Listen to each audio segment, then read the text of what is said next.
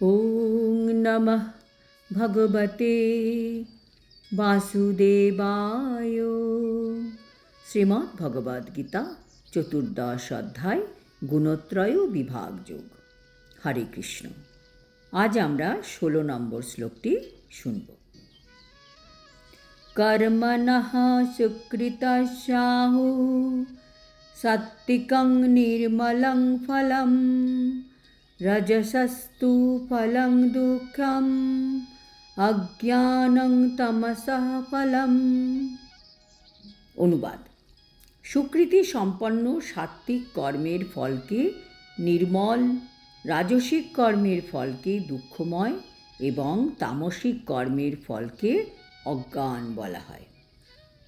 তাৎপর্য: ভগবান বলছেন, একদিকে নির্মলতা, অন্যদিকে দুঃখ, আর একদিকে অজ্ঞানতা।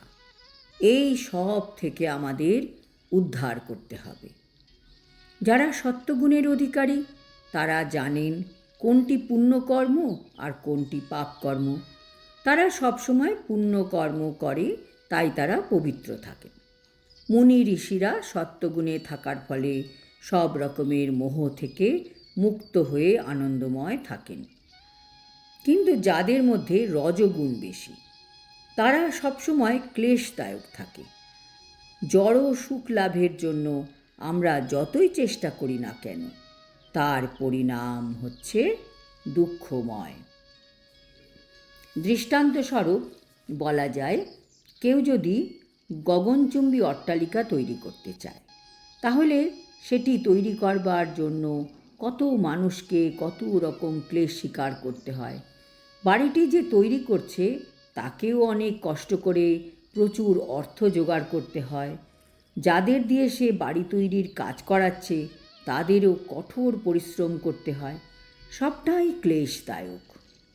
তাই ভগবদ্গীতায় বলা হয়েছে যে রজগুণের প্রভাবে যে কার্যই করা হোক না কেন, তাতে সুনিশ্চিতভাবে বিপুল দুঃখ জড়িয়ে আছে।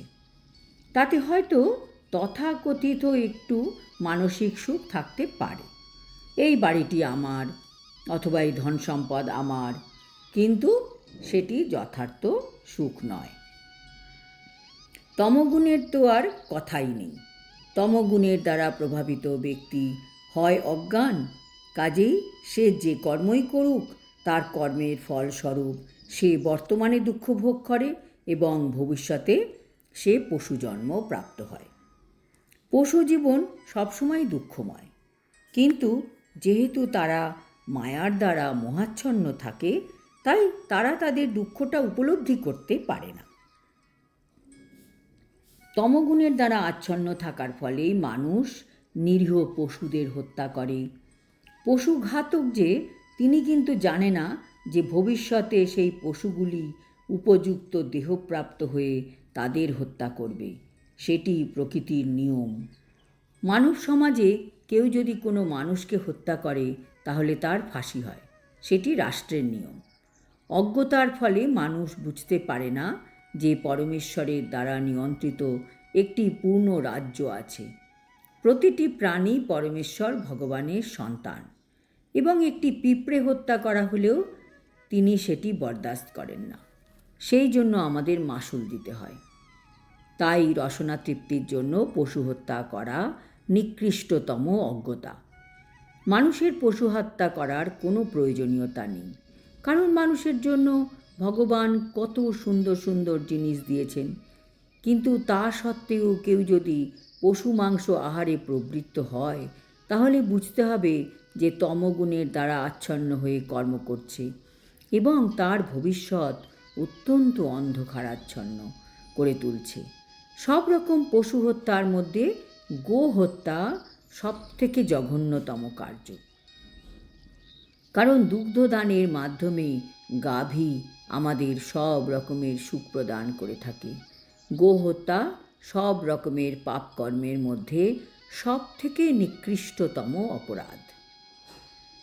আর বৈদিক শাস্ত্রে আছে গোভি প্রণীতম অৎসরম।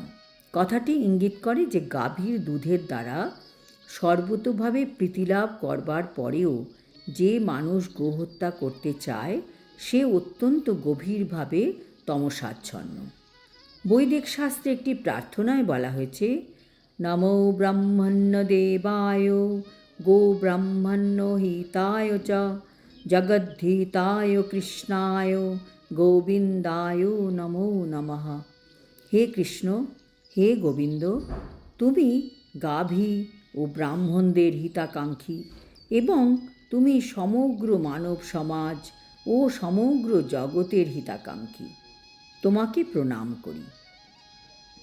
বিষ্ণু পুরাণে এই প্রার্থনার তাৎপর্য এই যে গাভী ও ব্রাহ্মণদের রক্ষা করার কথা বিশেষভাবে উল্লেখ করা হয়েছে। ব্রাহ্মণেরা আধ্যাত্মিক শিক্ষার প্রতীক এবং গাভীর দুগ্ধ সবচেয়ে মূল্যবান খাদ্যের প্রতীক। গাভী ও ব্রাহ্মণ এই দুই প্রকার প্রাণীদের সব রকম প্রতিরক্ষা বিধান করা উচিত। সেটি সভ্যতার প্রকৃত উন্নতি। এখানে ব্রাহ্মণ বলতে শুধু বংশানুক্রমে যিনি ব্রাহ্মণ তাকে বোঝানো হচ্ছে না। ব্রাহ্মণ হচ্ছেন তিনি যিনি প্রকৃত জ্ঞানী ও শিক্ষার প্রতীক। আধুনিক মানব সমাজে আধ্যাত্মিক জ্ঞানকে অবজ্ঞা করা হয় এবং গোহত্যাকে প্রশ্রয় দেওয়া হয়। সুতরাং আমাদের বুঝতে হবে যে মানব সমাজ কিভাবে বিপদগামী হচ্ছে এবং তার নিজের উৎসন্নের পথটি প্রশস্ত করছে।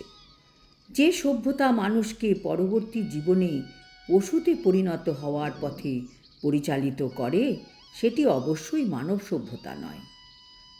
বর্তমান মানব সভ্যতা অবশ্যই রজস্তম গুণের দ্বারা প্রভাবিত হয়ে মারাত্মকভাবে বিপদগামী হচ্ছে। এটি অত্যন্ত ভয়ঙ্কর যুগ এবং প্রতিটি রাষ্ট্রের কর্তব্য হচ্ছে মানব সমাজকে অবশ্যম্ভাবী ধ্বংসের হাত থেকে রক্ষা করার জন্য কৃষ্ণ ভাবনামৃতের সরলতম পন্থার প্রচলন করতে যত্নশীল হওয়া। আজ এই পর্যন্ত। পরের শ্লোকে আমরা আরও 3 গুণ সম্বন্ধে জানতে পারব। হরি ওম তৎসৎ। হরে কৃষ্ণ।